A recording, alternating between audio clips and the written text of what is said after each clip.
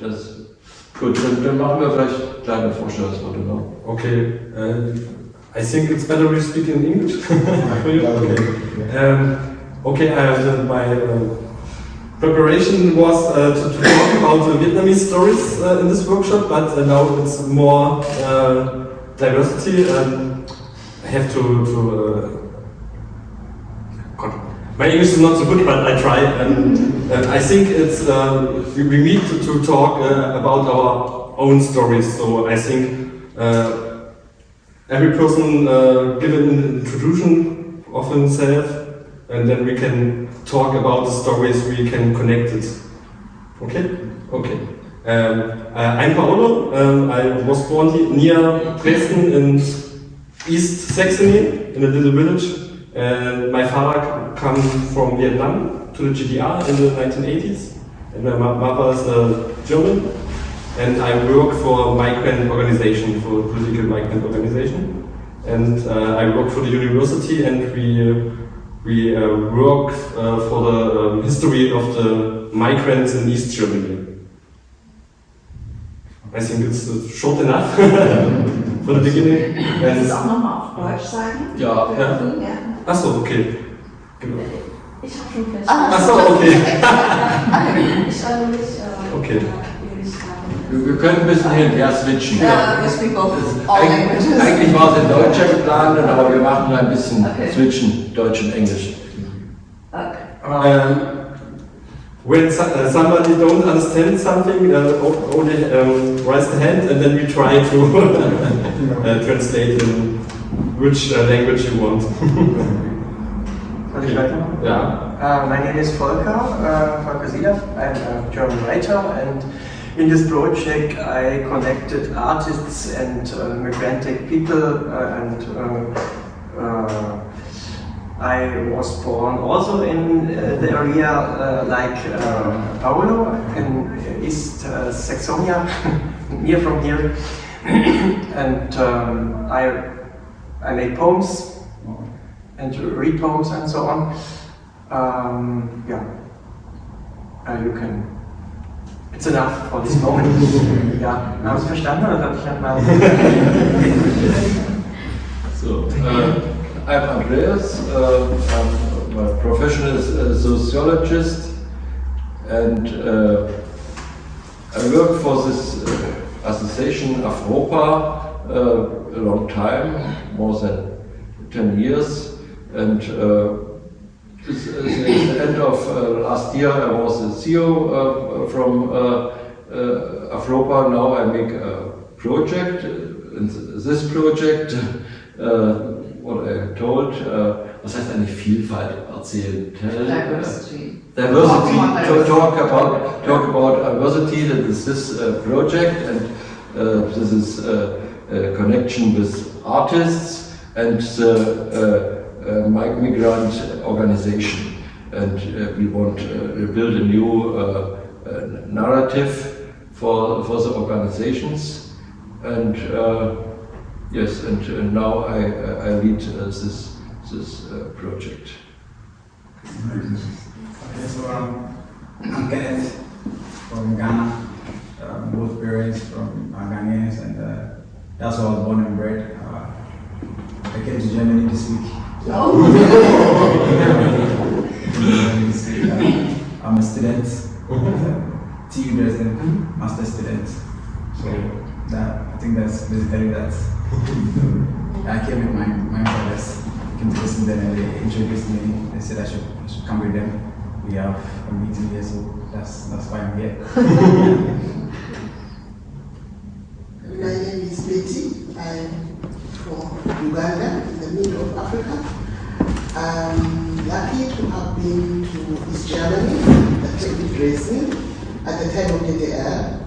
And I would be interested to start the history of Africans in the DDR after the Vietnamese, because I'm part of it, and we are very few. But right now, I'm involved in a project between Saxony and Uganda, now that we have official partnership.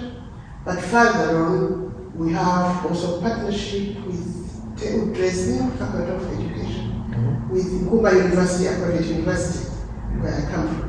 So we are glad that we have this development cooperation. We are here for development cooperation projects, especially around Africa, because Saxon is interested in Africa, and Africa is interested in Saxon. So where the bridge we suggested is the university, and we are going now to strengthen that bridge.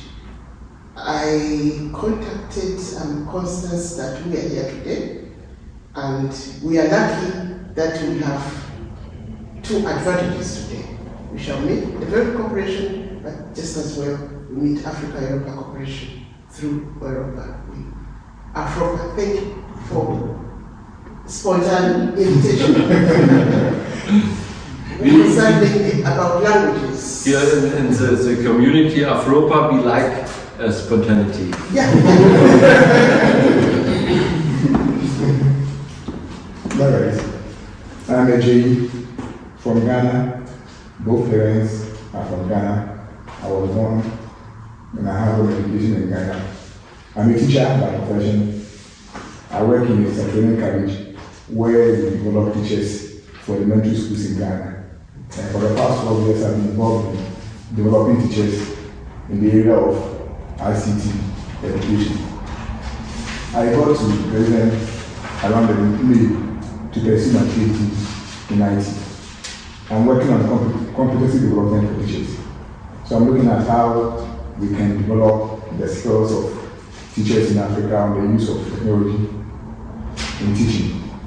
So we are looking at pedagogies on one side and the tool on the other side.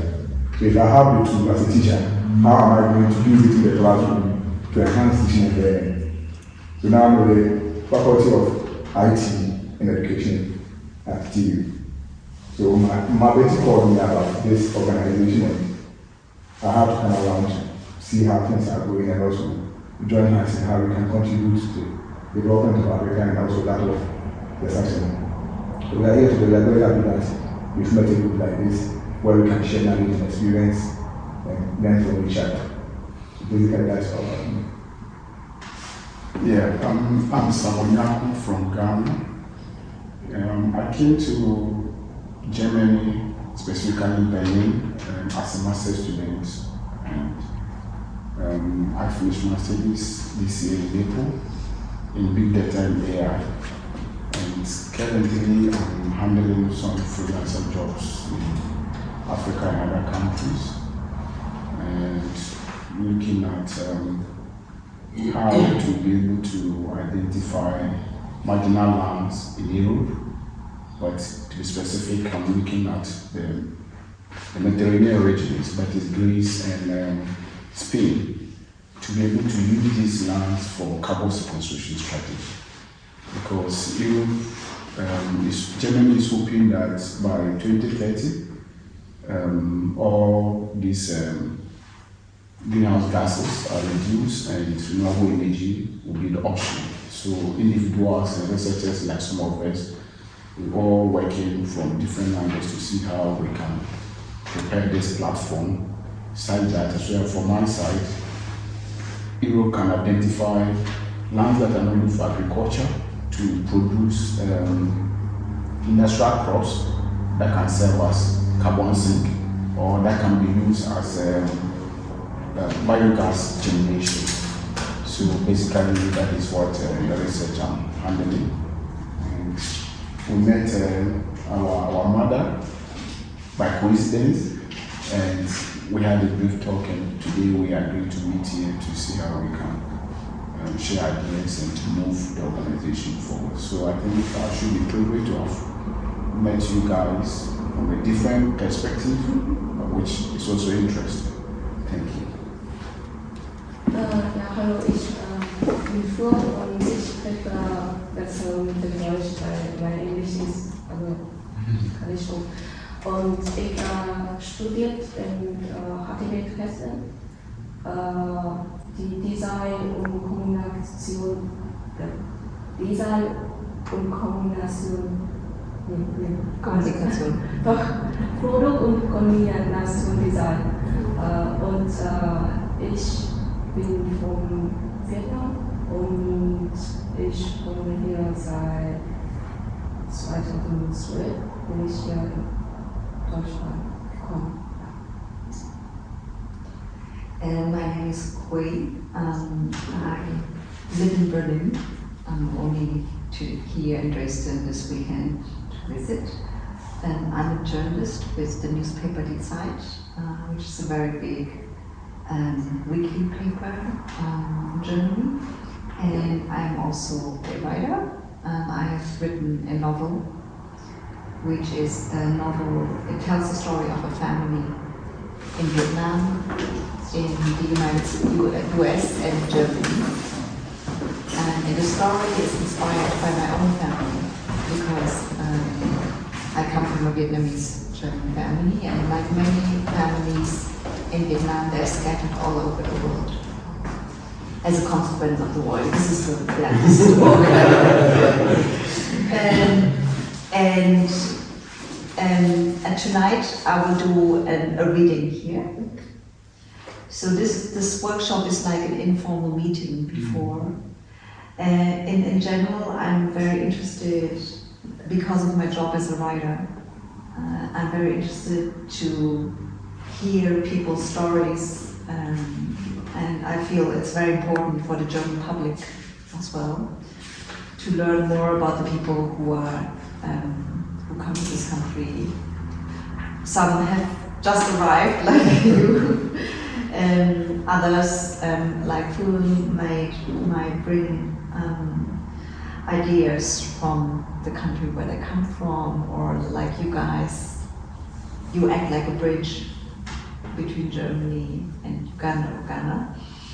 And my personal view is that it becomes increasingly important for the German society to hear these stories, to overcome cliches and prejudice.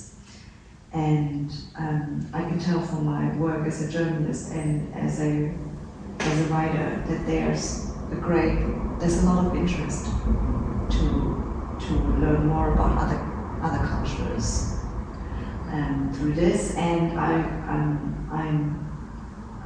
very happy, like if somebody has an idea to tell their own story, I am, interested in talking about how can you do it? How can you write it up? How can you talk about it? How can you present it? Okay. And now we have to find the line where we can go through. For example, I try to tell you about my own interests. I tell you I work for the university for the project of the migrant history in East Germany. At this time we have a lot of projects from and for migrants in Saxony, so they can empower, they can participate to politics, and they can tell the story of their own. I think it's complicated because when the public discuss about migrants in Germany, mostly they talk about the migrants in the West Germany before 1990. We have a big and diversity story of migration in East Germany. For example, we have when the wall in Berlin fall down in 1998. We have 45,000 people from Vietnam. They come for work and for education. And besides, we have, I think, I don't know exactly, more than 1,000 students from Vietnam. And on the other side, we have a lot of workers from Mozambique, from Cuba, and also we have students from USA in the DDR. And it's a big diversity story and history, and we try to collect them and put it to the public so they can talk about it. Because when I raised up, nobody tell me about the story of my family from my father. I think I was the first, the only people in the school, because the most Vietnamese kids was born after 1990. I was born in 1989, my sister 3 years before, and I was happy, was heißt ich wäre happy? Was heißt ich wäre happy? I will be happy. I would be happy when I learned the story from the migrants in school. So now we try with the project on the university to bring the stories in the school books. That's my aim at the end. And so I'm glad to hear your stories, your questions, and what you want maybe for your kids when they raise up here in Dresden and Saxony. Maybe Betty can start off. You said there were not that many who have been here. I'm very happy because I always love to write about my story. And I'm glad I have the opportunity, beginning today, to write my story. But at least I'll give 5 minutes so to my story, background to my story. I mean, to what I'm doing, to reflect back to my story, my origin. What I'm doing right now is playing or living the life of an African woman. There's always a woman in the African communities that is guiding, talking, entertaining young people, and that is a mama for everybody. And I am a mama for all the African students. For the past 10 years, I've always tried to coordinate them. I mean, I went from Dresden, I went to Uganda. Okay, through West Germany to Uganda, lived there, had children, which actually later came back to Dresden University. That is another story. But right now, my role is to coordinate and help them integrate into the society. It's a nice society. It is not as media put it. I can say that the media is not that very positive around the stories about success. Now we want to get the other side of the story, life stories. So I was happy to have come back 10 years ago to Dresden, and I said, at the time, 30 years ago, I dreamt a nice life of a university of this nature with a partner in my hometown, my town. And immediately I came back in 2010, I went to the professor of forestry, and we developed a partnership between Tech Dresden and university where I was. So within the last 10 years, we have a number of students from Uganda who have come. But because the partnership was between Tech Dresden Faculty of Forestry, where I was, with Makerere University, where I was before, Faculty of Forestry. Suddenly there were 20, as a result of the partnership, 30 students have come to Tech Dresden. But in the end, they said, what do we do? Why are we here anyway? So we developed an organization, Technical University Dresden Alumni Uganda. And it's around that theme that we are communicating to more and more. I'm exciting these boys to start Technical University Ghana. That's the bridge grows stronger and stronger. But at the same time, notwithstanding the role individuals can play, we sort of sit down and think, somebody will do it, nobody does it, or government will do it. I tell these people, you have to do it yourself. Because if you don't do it, nobody will do it. And look back, say, is anybody doing it? Like I want? No. Then continue. With a lot of resistance, you get where you want. So the role of the African mother, I'm playing here, that's why they call me Mama Betty. At the same time, I feel fulfilling myself in the role I play, but as well, I'm very happy with the audience I've received from the German people. Not only the German people, but even Vietnam. I have friends in Vietnam, I have friends from Cambodia.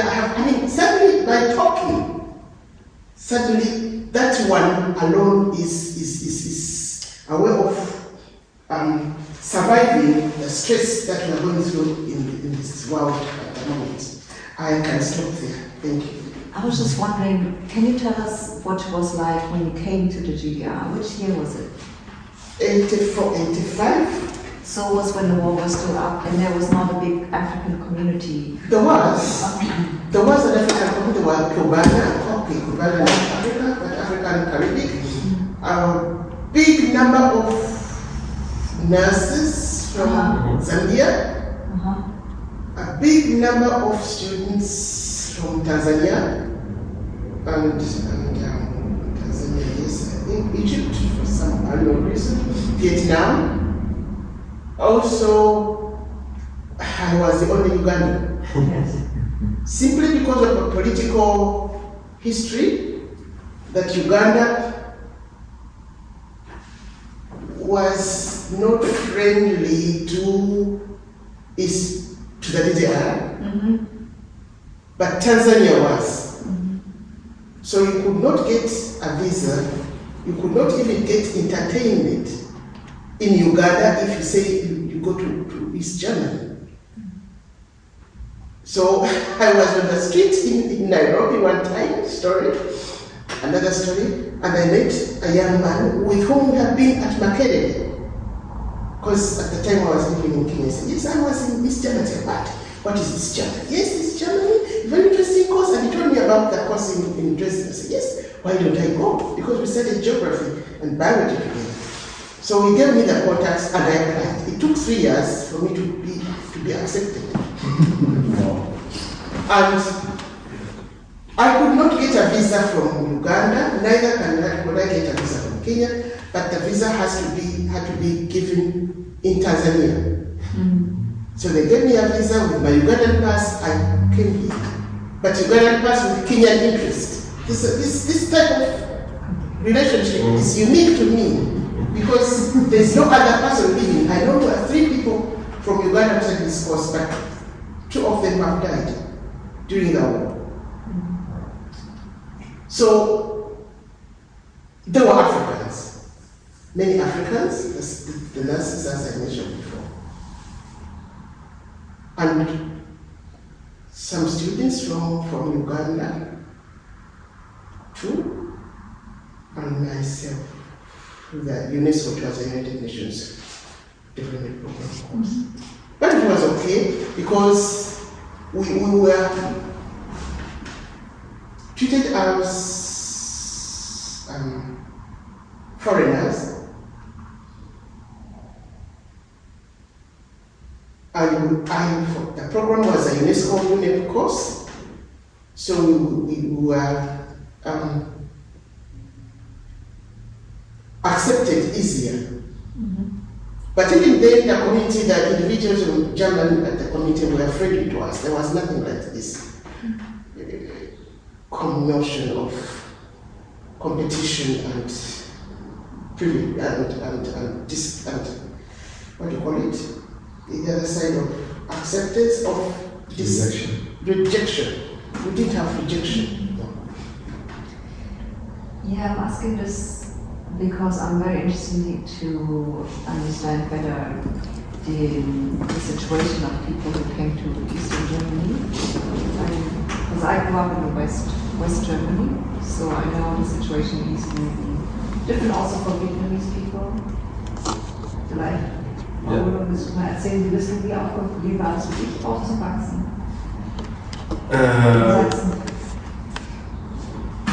Interesting, not interesting to raise up in Saxony because my mother is German, my father is Vietnamese, and at the weekend we go to parties or events or only to eat to Vietnamese friends of my father, but I don't learn the language, or I learn the language till I go to the first class to school. Then I unlearn the words in Vietnamese, and so it's very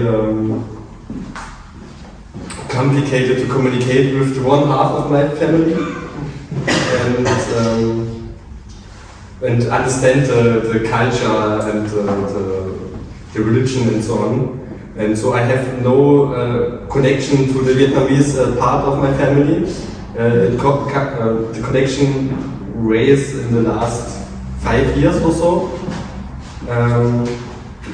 But I learned the kids who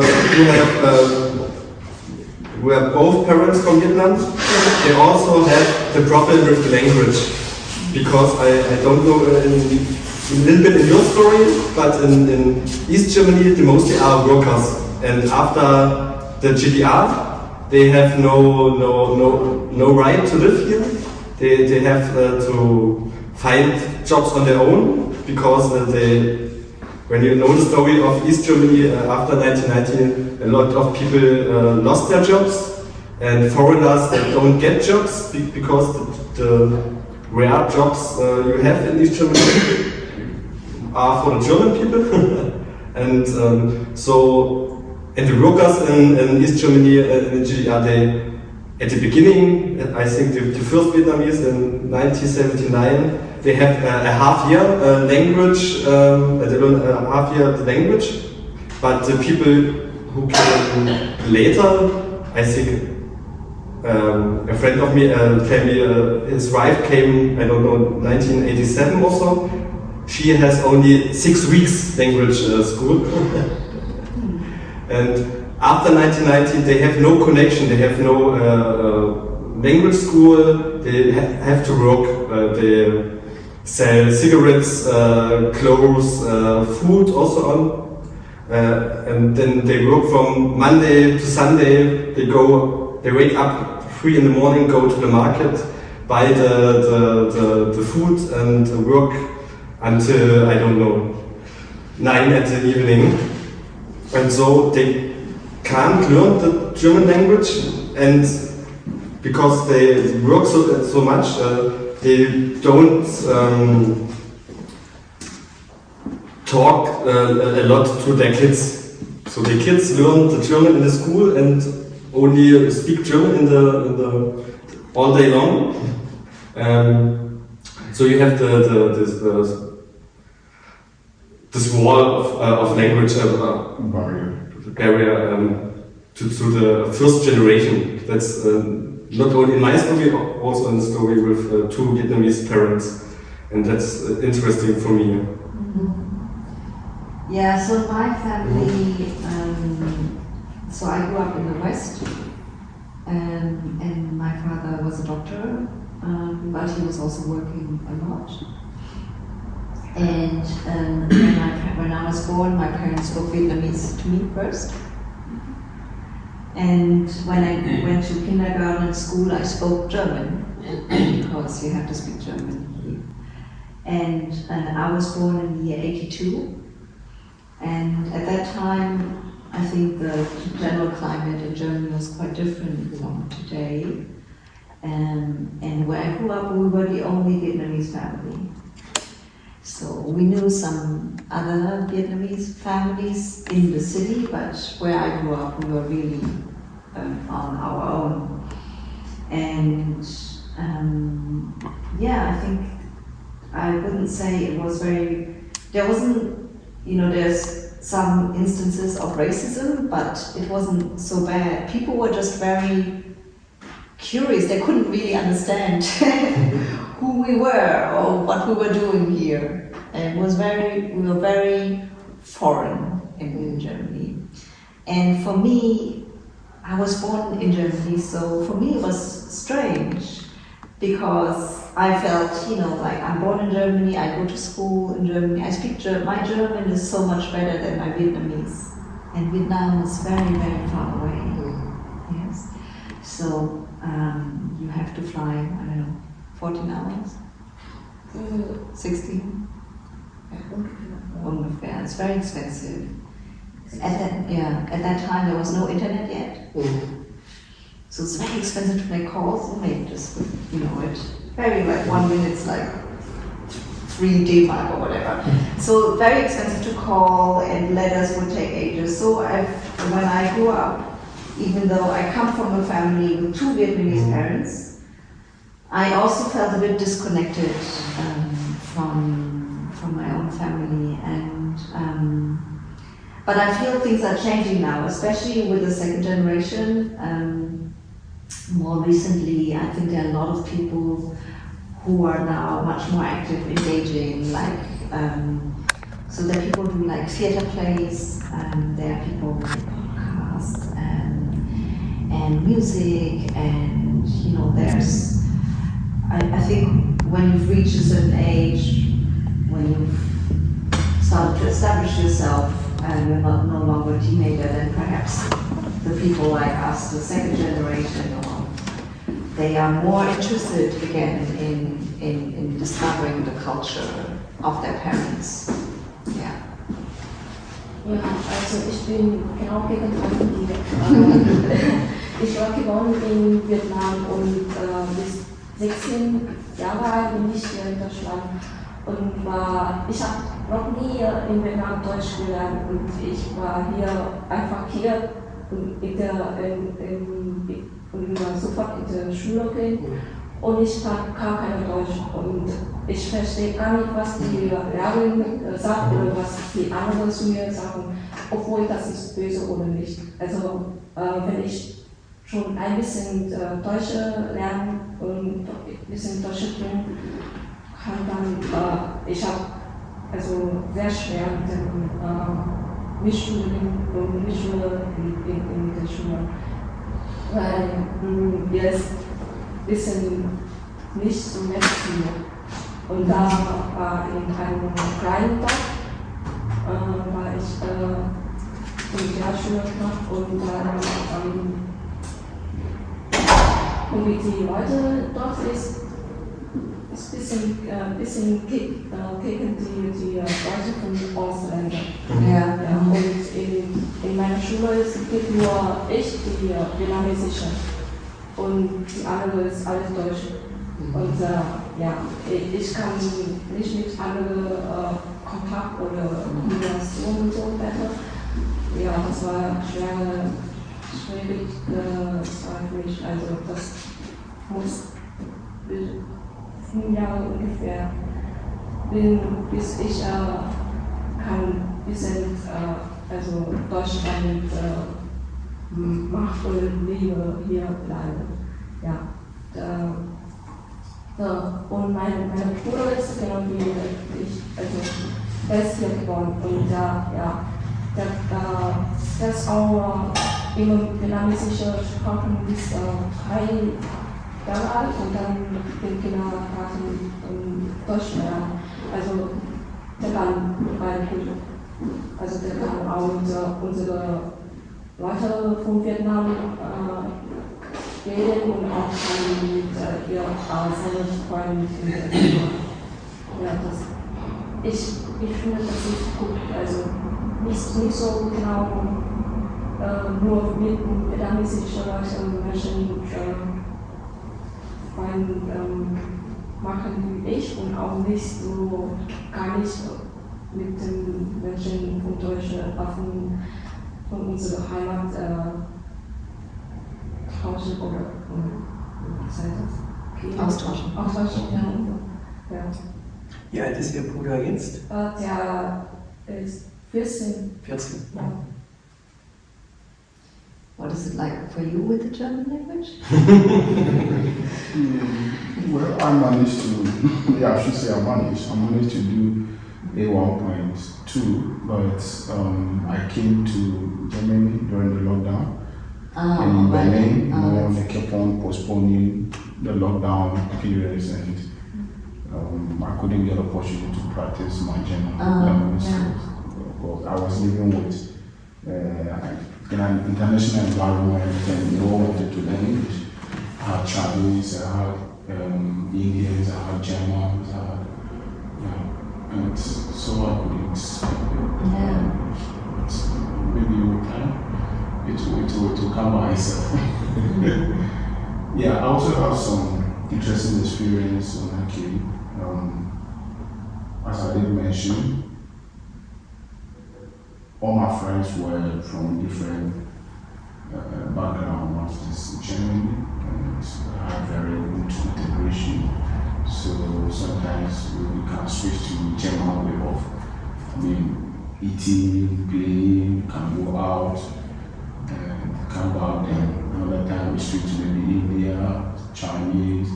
Yes, I had a friend from Vietnam. His name is Tritu. Very nice friend.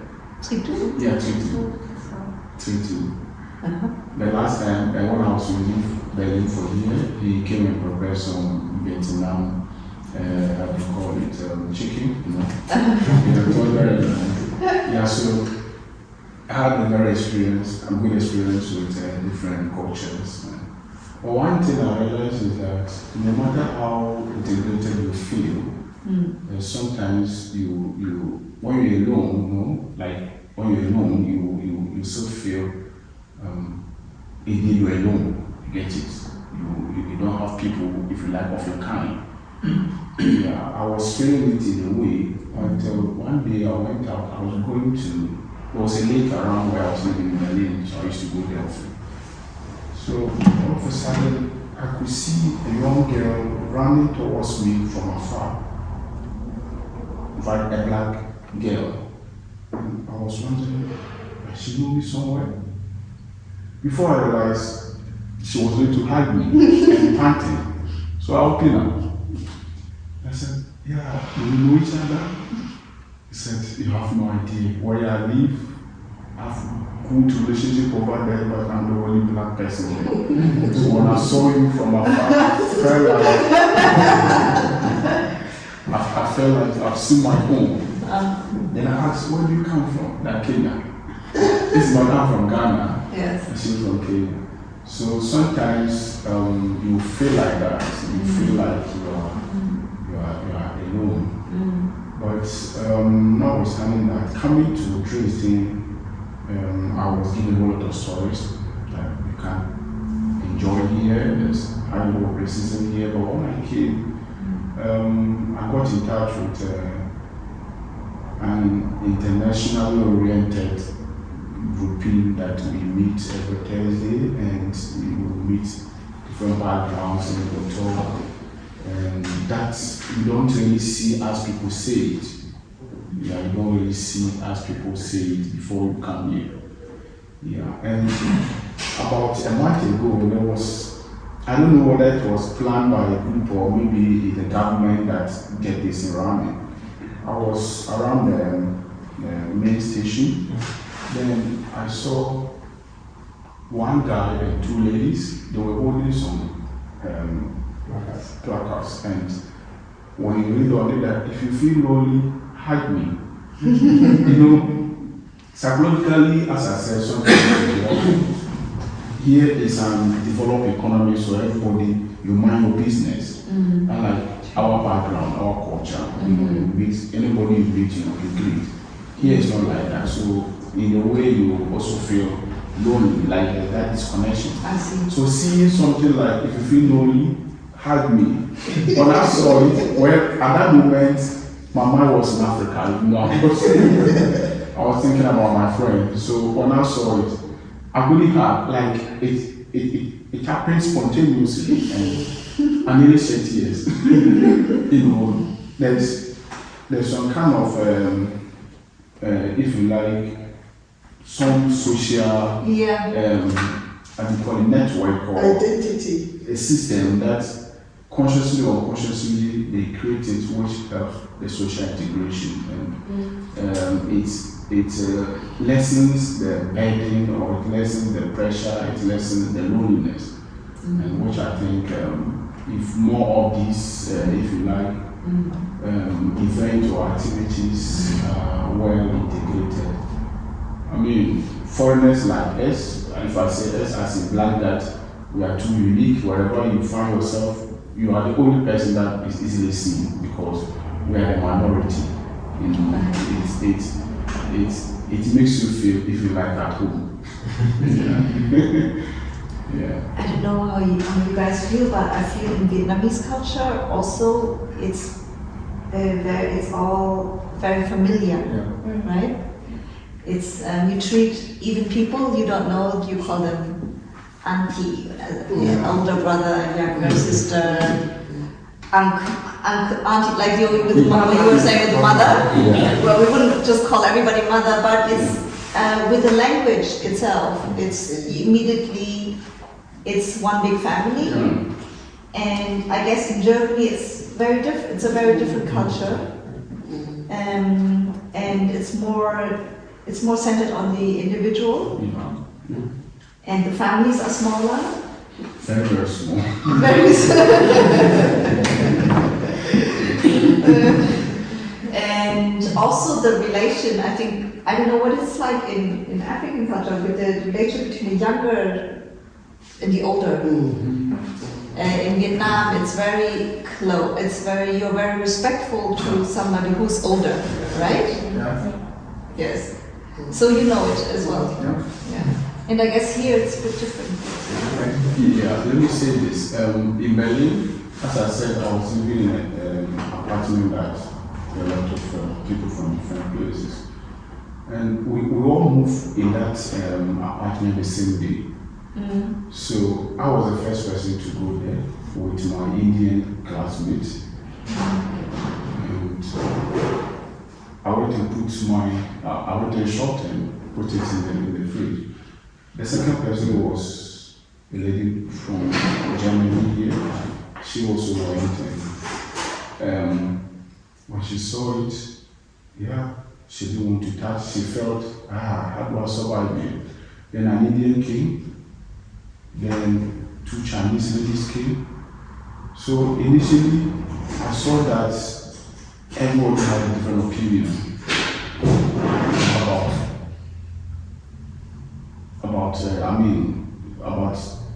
the way, where we're coming from. So quickly, I tried to instill that kind of African culture of family togetherness, you know. So at the end, we were living like a family. If I needed to cook something to eat and I was away, yes, let me put in the platform. Hey, I want to eat this, I have this ingredient. It's more than enough.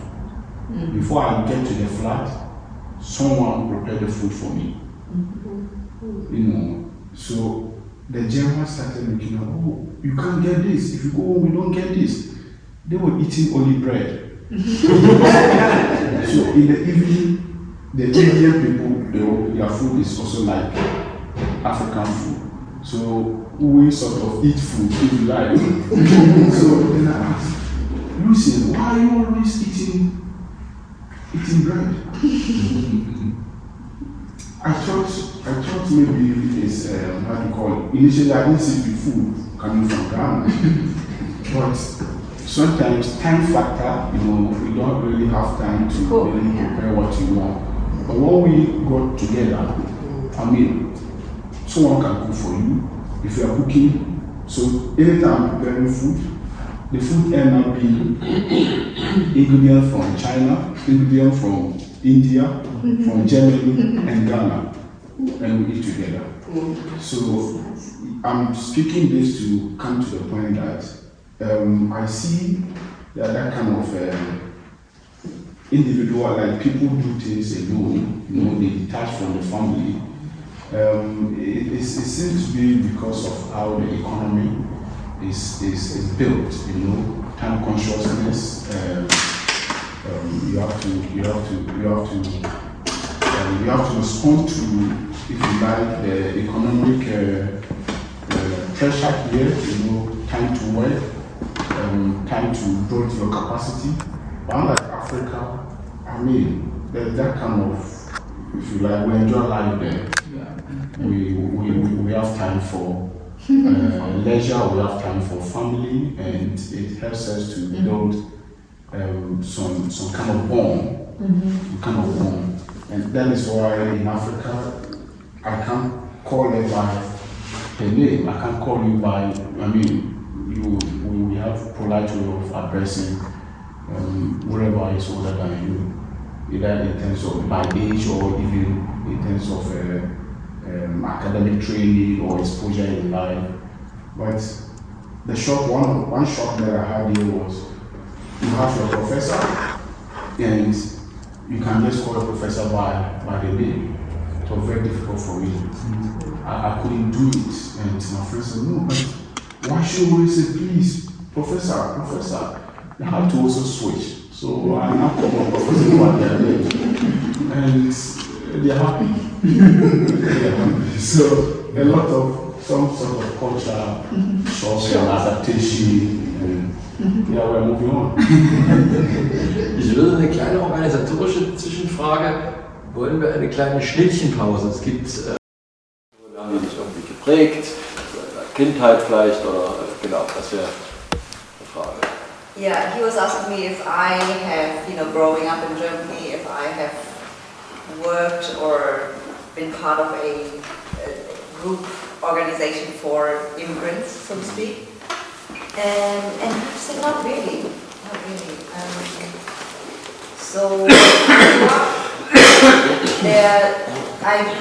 I knew other Vietnamese families because they were the friends of my parents. So in Berlin, it was, like a certain community, but it wasn't like really organized. And was more like, we meet because it's somebody's birthday, or there will be like a barbecue in summer, or a karaoke party or whatever. And I know that in East Berlin, in Lichtenberg, there's a big center called Dongsun Center. Yeah.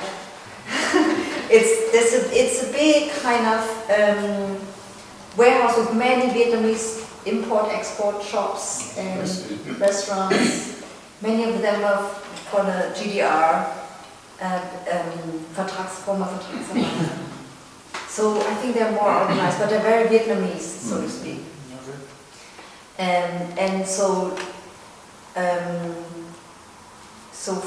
I guess for my personal upbringing, I knew other Vietnamese families simply through family connections, not through migrant organizations. Now, in my professional life as a writer, there are some groups, for example, for journalists who are of immigrant backgrounds. And now there's also, the Pen Club, do you know it? Pen Club is very famous. We have two in this time now. Yes. So there's a very famous international group for writers and poets and novelists. And the German club was originally only based in Darmstadt. And now they set up a new club which is called Pen Berlin. And it's much more, a lot of the writers who are the part of Pen Berlin are like me. They work in German, but they have a international background. And we even have members who only live in Germany, but they are from exile. Actually, we have a writer from Russia as well, and from Russia and Kurdistan. So it's but it's not really a migrant organization. Also da bist du sozusagen eigentlich wenig geprägt sozusagen. Nee, ja. Okay, interessant, weil nämlich der Feridun Sarmunglu dasselbe sagt sozusagen, dass es für ihn fast nicht relevant wäre. Yeah, maybe we can also touch on that because some of you mentioned, coming here to Germany wasn't easy, and feeling maybe a bit alone. I think it's very important to think about how can we find friends, right? How can we find people we can speak with or enjoy our time with, where we can feel we can be ourselves. And I think it's very, very difficult when you're from a different country. And I don't know, my personal instinct would be that it would be good to have organization like what you mentioned, like every Thursday there's a group, you know, you can go there, you can meet people, or like today, we just happen to meet each other by a chance.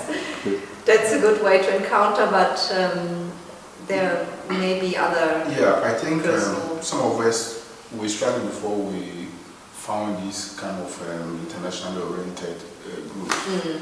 But now it should be easier. The moment you come into Dresden, it's in Germany, if you search on maybe Google or even Facebook, because we have internations. I don't know if you are aware of internations, which I registered when I went to Valencia. I wanted to come and really enjoy their meetings in Dresden, but I've never had a chance to go. They are there. I mean, people from different backgrounds, and they meet, they go out, discussions, parties, and all that. But this one that we have here, I wanted to even show you. Last week they sent the plan for next month, and every week the activities will be doing.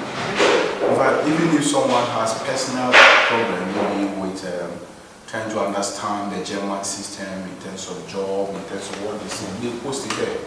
Like, I have this problem, what do I do? Someone found mushroom. He has interest in mushroom, and we just found some and wanted to know if it's edible. Right. The person posted it there. People have a lot of experience and they share it. So it's interesting.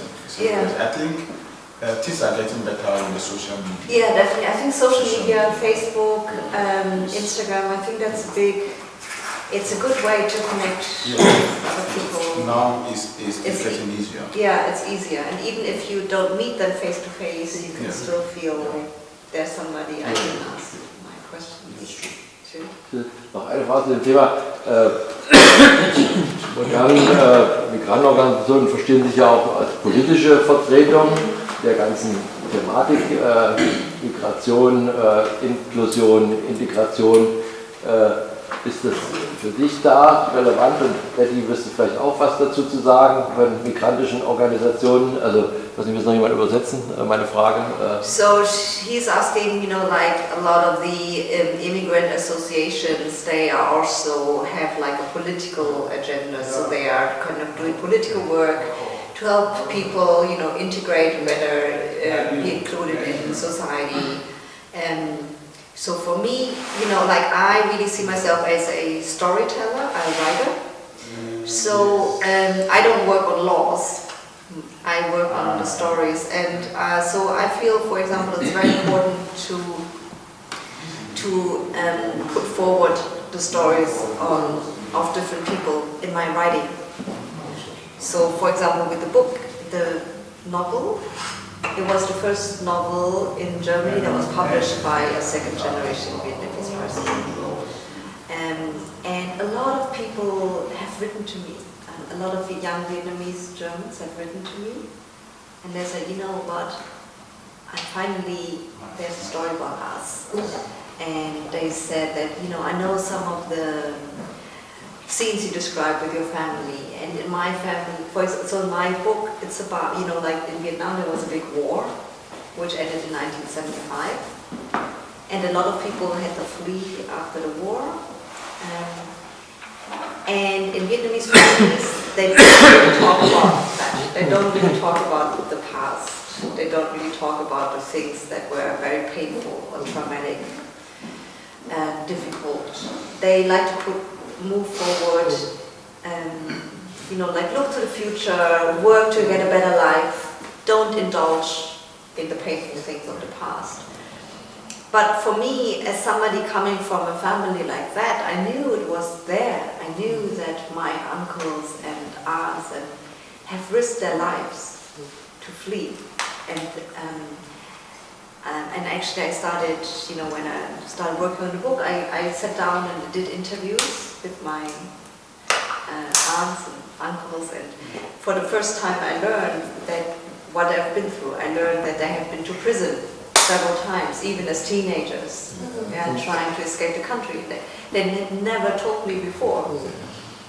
So I learned a lot about my family, and I learned, you know, about their own journeys. And as a writer, I feel it's important to speak about the things, not just be silent about the things in the past and just act like it wasn't there because it happened. And it will probably have an effect on you. It will probably shape you in some way or the other, shape your lives.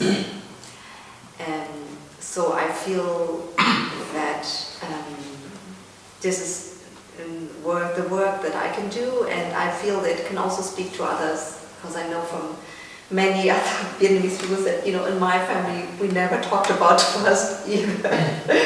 Yeah. So. And I also noticed, like with for example, with the book, or you know, like other people will write to me on social media. So there's also informal communities happening.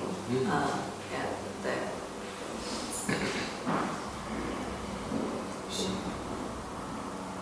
Maybe I can only speak for the East German situation, but in East Germany we have a lot of Vietnamese organizations in every city, big city and middle city. We have a Vietnamese Verein organization, and at the beginning of the 1990s they organized the translation or finding jobs, or when they fight for the right to stand in Germany. You have the Reichstrommel in Berlin, I think. Yeah, I've been there. They work a lot for them, or the Dien Hong in Rostock, where you have the pogrom, where the neo-Nazis throw a lot of cocktails on the Wohnheim. Dormitory. Vietnamese workers, yeah. Yes, and so they have to organize themselves to fight, to can live here for their families. It's also from Emiliano. He is the president of this of Afropa. Before he had a Mozambique Mozambican organization, because he told me the story. He lived in Magdeburg. He came from Mozambique, lived and worked in Magdeburg, and then he came 1990 to Dresden, because you have the church. You can go to the church and have an education, learning better German, and the care of the Mozambican workers. And they have the ritual, or the I don't know, because you have a lot of violence here in Dresden and around. Is it still the case? Is it still today? Is there a lot of? Not like this. He told me they don't go out after the sun goes down, and when they go by tram, they sit in front, behind the guy who drives the tram, because maybe when something happens, some Nazis come and punch them. Maybe he can do something. Yes, or and you have the big place at Albertplatz, you know. Okay. And when you go more to the Elbe, from Albertplatz over the street, you have the George Gommerleiplatz. It's was is Berlin?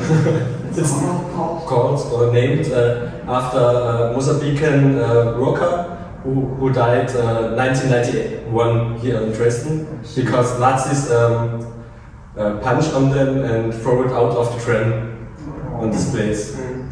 And that's the place that every year we have an audience. They can speak. There's a little memorial in a stone, and people come and with flowers and so on every year. And so Emiliano, they had to organize themselves to protect themselves. And that's, I think, the case why in East Germany we have a lot of migrant organizations. But today there's more cultural organization, because they have not that problems like in the beginning of the 90s. Yeah. And I know it from the Vietnamese organization. They planned the parties at the Moon Fest, the Tet Fest, and they have Vietnamese lessons for the kids because at home they don't learn so good at Vietnamese language, and they learn to read and write in Vietnamese language. But now the people who organize all this stuff, they are too old, so it's going to sleep. This activates. I think in West Germany there are more associations from migrants because we work together with a Dachverband, das ist auf Englisch Dachverband, with a big association from West Germany. Yeah, I think it's and it's called it's a network organization, and they have in the most big towns networks with big migrants organizations, and always in the Western Germany towns a lot of organizations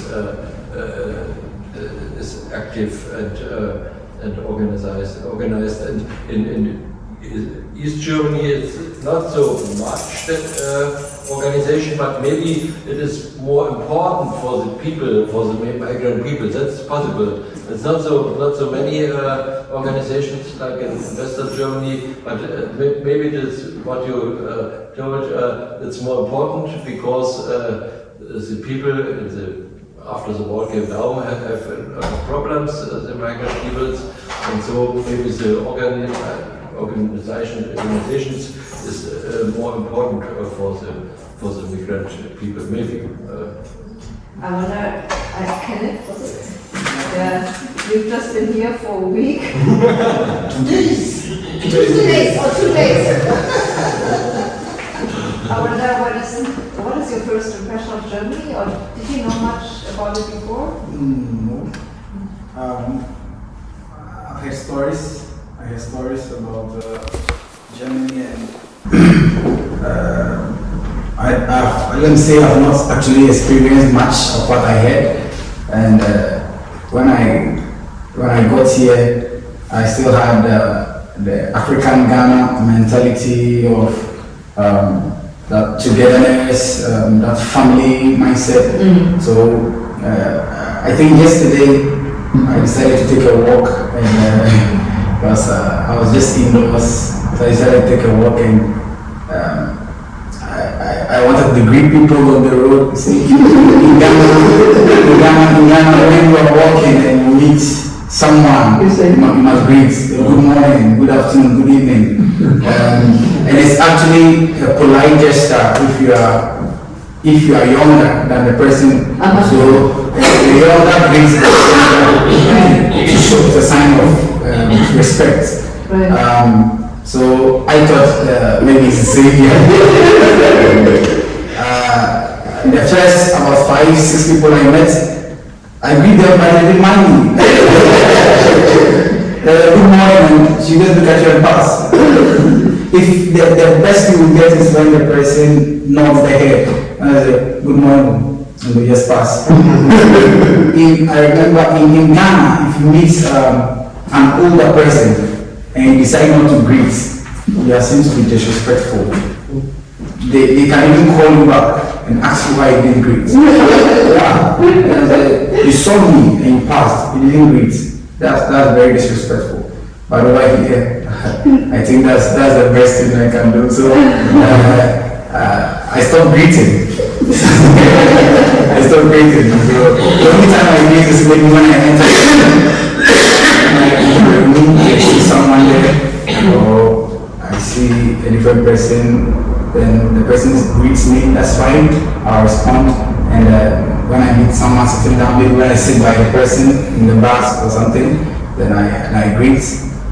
Not all of them respond, but I think it's a good start. I'm now adjusting to the system. I think it will be fine as time goes on. So there's a little bit of cultural change, and I think I'm now adjusting myself to the system. It will be fine. And did you know each other before, or? I knew him only online, Brother AJ. You chatted online? Yeah, we were chatting online before I came about. about a month ago, we started chatting online, working. So far he's the only person that I knew when I got to Germany. And one coursemate of mine, she's my program mate, but she's an Indian. Yeah, so she tells me more about what's going on academically, because we already started with lectures, but my visa was delayed, so I tried to get into contact and I got her, so she was telling me more about what's going on. So those were the only two people I knew here in Dresden yesterday, Thursday when I arrived. So I think now I know him, so the next week is good. How many years have you been here now? Less than a year. Since May, right? Yeah. So how do you feel in Germany so far? Getting better. Getting better. When you are outside, the school is different from when you get inside. Yeah. Especially when you're in the eastern part of Germany. You tell people, some people that I'm in Dresden, they say, wow, how is surviving there? Really? Yeah. Most blacks are mostly found Hamburg, Berlin, my person to this side, a few of us are here. Sometimes they think that old system is still going on, whereby there's some sort of segregation, whereby foreigners are fast recruited from the indigenous. So they feel like foreigners are not usually working. That's what they think. So sometimes you tell somebody, look, I'm doing my PhD in Dresden. Wow, how are you surviving? They don't like foreigners. Yeah, most people have that mentality. But when you get in, the situation is far different. So how are you experiencing it? Do you feel that? No, it's not existing. It's not true. It's not true. It's not true. All right. We have that idea of where you're coming from. Everybody is a brother. Yeah. Everybody is a family. So when they get here and they see that differences, they feel like we don't like him. But that is not it. Every situation, every environment has a different way of life. So it's about really learning to adapt to the situation. Okay, so if I'm coming from Ghana, what the moment I see you are my brother, and it's not like that, it doesn't mean the person hates you. Just that is how we are brought up here. So you have to understand what goes on here. We have disconnect between the social background and society. Okay. So it's about you learning to understand the social background and where you find yourself now. Okay. The differences will always be there. So it's about you having the mentality that this is where I am right now. This is what goes on here. So this is what I must do. Okay. When I got there, I was in the tram. Announcement was made that the tram passes through Porter's but there's a new block. So everybody, or we are going to pass through this. We are not going to this way. And I was still in the tram, but I don't understand pitch. You see, everybody was getting that. And I was still there. But I realized that I was the only person in the tram, so I have to get down. You see, so sometimes you just learn about what is going on. And follow the masses and adjust to the situation. Now talking about the book and the reflection, most of us, you can learn about somebody based on knowing the background of the person. Behavioral attitudes and attitudes, sometimes they are influenced by where you're coming from. Okay, so in Africa, somebody can look at you and tell you that you're coming from this family. Because of the family trees, the attitude. In the old days, they thought that was apprenticeship by family life. Whereby, if your father is a Sudaman, that almost become a Sudaman. Okay, so reflections are good. Learning about the background is very important. It teaches you why you do some things in some way. So we inherit, sometimes even ability and talents are inherited. So if somebody is a good communicator, you may train that from the family. They might have somebody who was like that in the family. Okay, so learn about history teaches you why you do some things in some ways, why some things happen some tabs. So it's very good, and Dresden is good. It's a good community to be in and a welcoming environment. Just that when you get in, you must learn and go with what goes on within the society. Not always looking at things in a restricted scope. Yeah, I think you're very right to say that. It's very smart to know that, oh, this person's not greeting me. It's not because they're mean, but because they have a different culture. Yes. But it's to have that thought, right, and not feel the rejection and arrive at that thought. It requires a certain patience, and right, it's maybe not a very comfortable moment, right? Yeah. So I think it takes a lot of effort to be that, to adapt and to learn how do people here do it, how should I do it, but maybe also keep the things that are important to you. I think it's a very human thing to greet another person, and it should be a human response to greet back. Yeah. I think it would be nice, like to adapt to the culture so that you know how to act in certain situations. But it's also nice to keep the good things about your own culture, like the sense of solidarity, the sharing. You know what I mean? I think it would be ideal to have both. Yeah, it's good, but sometimes it's difficult to unlearn what you have learned already. Yes. Yeah. So when you come in, you are told, oh, Dresden people, they don't like foreigners. And the moment you get in, you start experiencing that sort of, I greeted, he didn't respond. I talked to him, he doesn't respond. Then it's sort of what they say is true. Is that so you have to unlearn what you've already heard by learning about the environment, how they do their things, their culture, how they are brought up. If not, you'll be tempted to believe that what you heard is the actual thing that is existing. Okay. So sometimes you have to learn to unlearn what you know and what really exists within the community. So it's not about throwing what you know already away or throwing your culture away. You can do that with time. Like he was talking about meeting a group of people, it got to a point that they were cooking together. It's a gradual process. Maybe you may influence one person, based on that, the person will also move on to the next person. I bought a laptop online for a German friend. I never knew him, but he just placed online. I bargained, and then I met him face to face to pay him together. From there, we became friends. Not knowing he was also a PhD student at TU. So we are friends. He calls, I call him. I want to eat African food. Okay, I'm free to prepare some for you. He comes around, we eat together. Okay. Then from there, he brought another person who is also a German. Now, then I got to a point that I said, okay, we're a group of friends. We meet at this point. We're all Germans. I've introduced you guys. Sometimes when the free can come around. And we are now about a team of 50. They are all Germans, we are the only black guys around there. So it's a gradual process. But before you can do that, you will have to respect and understand how the person does these things. Yeah, but you also have to have, I think you have to also have the courage to invite others, right? You have the courage to say, hey, do you want to join?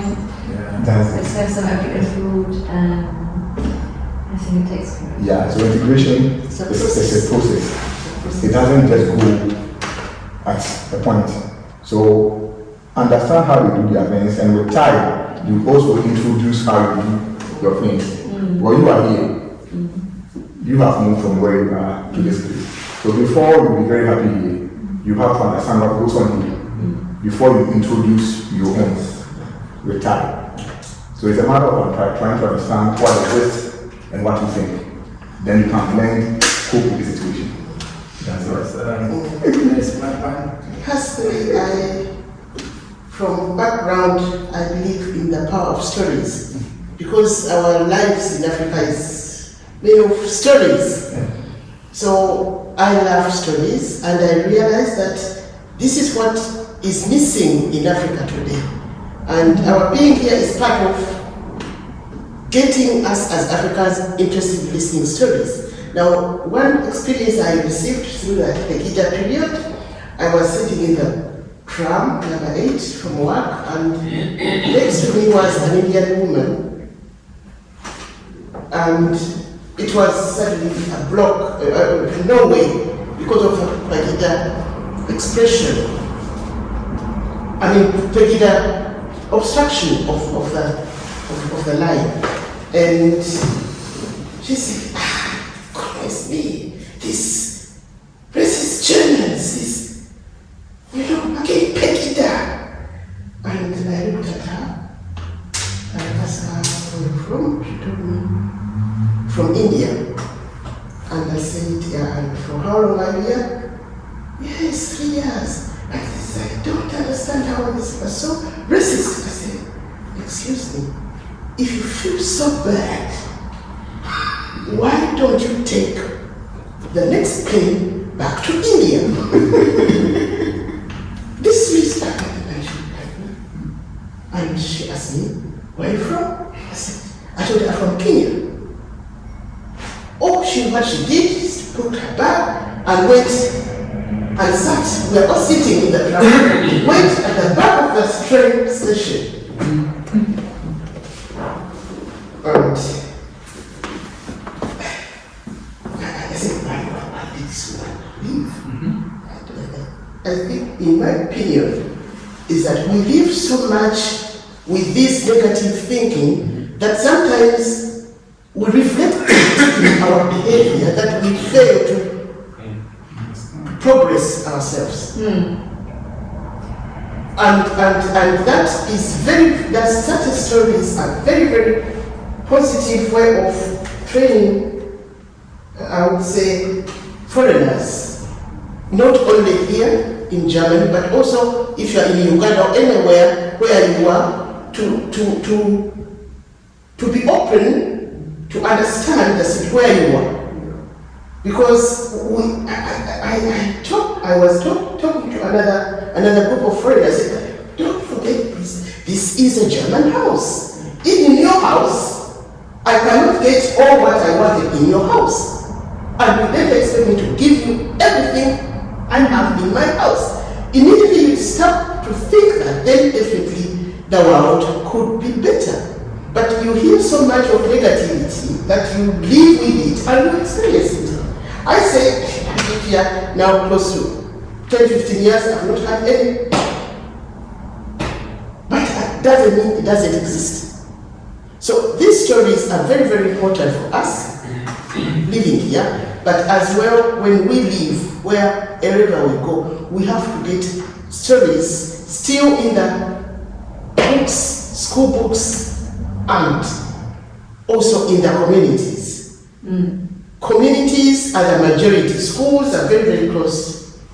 From the project I'm working on is to get languages education in communities. These stories more told in communities. And I'll be very glad to work with you to get some of these stories outside school. Because it's school, it's closed community, not for everybody. But in communities, I'm happy that I'm here. And I told my fellow people, fellow Africans, I said, please, I think we're in the right place. We're not alone. Thank you. Thank you. Kurz als Deutsch, ich kann auch auf Englisch. Falls der Wunsch ist, pünktlich zu schließen, würde ich jetzt sozusagen vielleicht eine Endrunde machen. Nochmal in Englisch. Yeah, I think the time is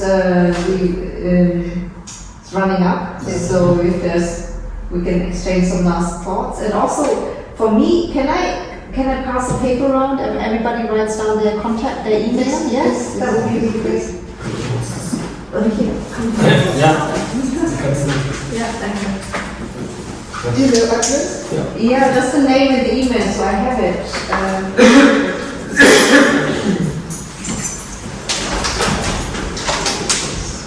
So should I start with my last? So thank you very much for coming here today. It was very unexpected, but I'm really glad we had the chance to meet, and I was so touched to hear your stories, and you were so honest.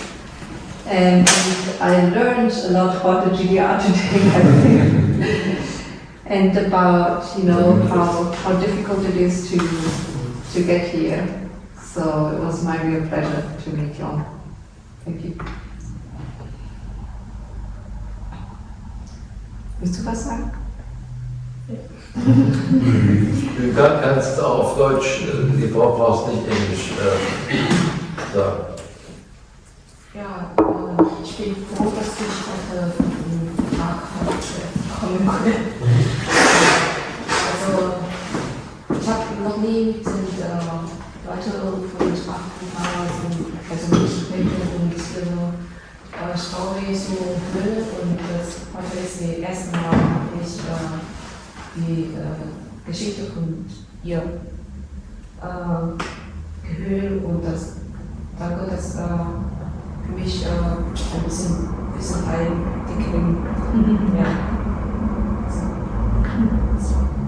Yeah, she said it was the first time she heard stories, African stories in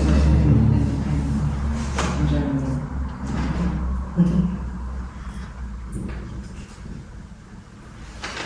Someone else wants something to say for the end?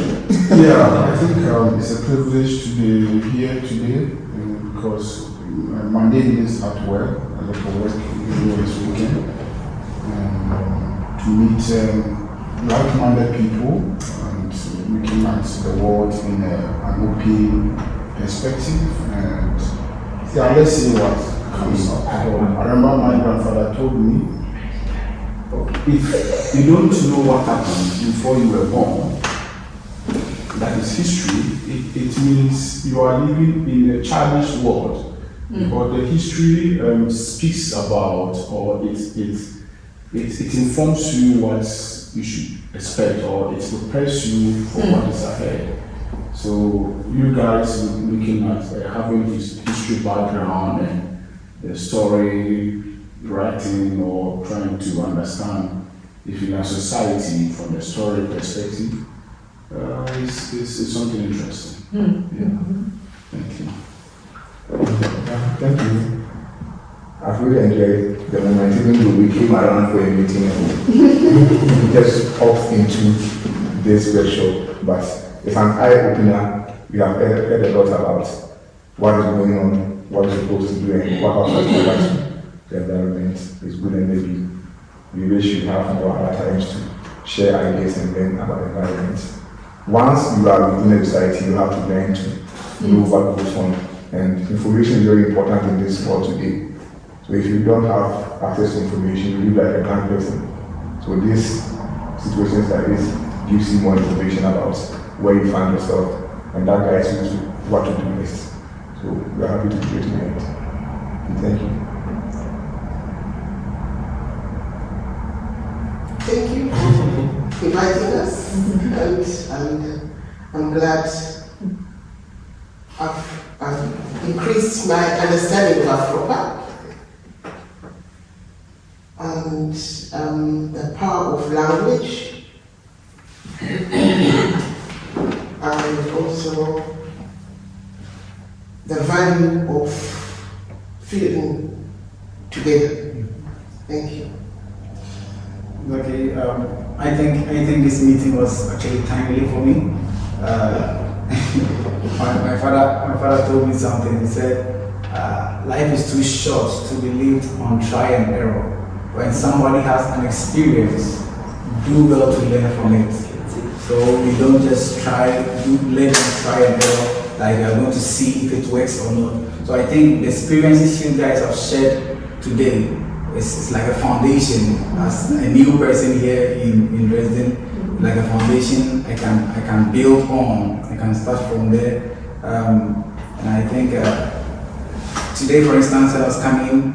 Today's the first day I was taking a tram. So when I got to the tram station, I didn't actually know the map directed me there, but said I should take tram 10 something. So I was just sitting there. I sat there for about 3 minutes. And there were people around, but nobody was minding me.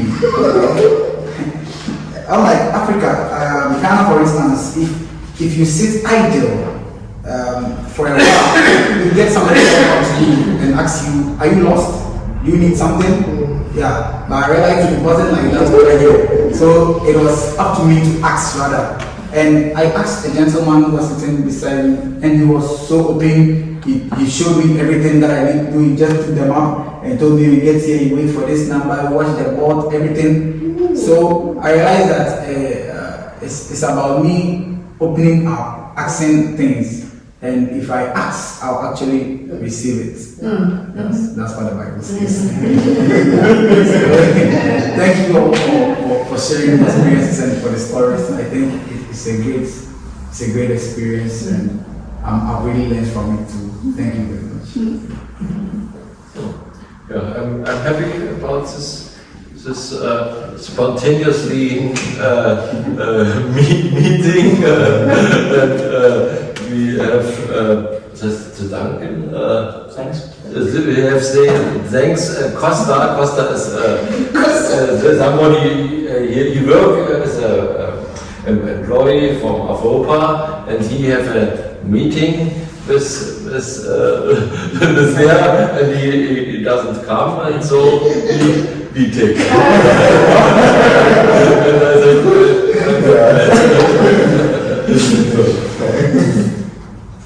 I say also thank you for coming, for talk your stories.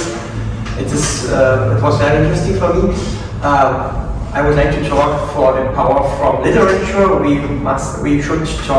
We should read stories from all over the world, from many authors, from Africa, from Asia, from Europe, from United States, and so on. So you understand the world better.